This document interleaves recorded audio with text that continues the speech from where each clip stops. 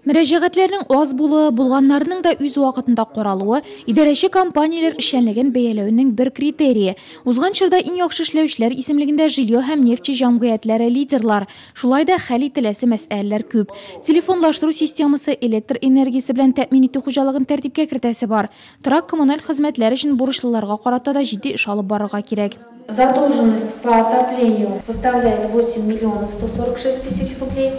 По водоснабжению и водоотведению 3 миллиона 819 тысяч рублей, жилищные услуги 8 623 тысячи рублей, вывоз ТБО 1 500 000 и прочие услуги 1 046 000. Самые труднособираемые доли это по жилищным услугам, так как нет рычага воздействия на эти услуги, поэтому и сложность возникает, потому что жилищные услуги не ограничишь, не отключишь, и она не является коммунальной.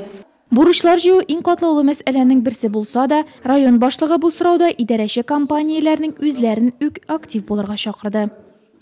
Население, если видит, что вы хорошо делаете эти услуги, текущий ремонт, снег хорошо чистите, убираетесь там с мусором, да, это влияет.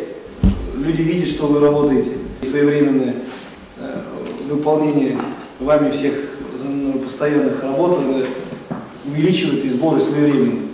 Чарада башкарылган эшләр буенча нефть идарәче компаниясе җитәкчесе дә отчет тотты.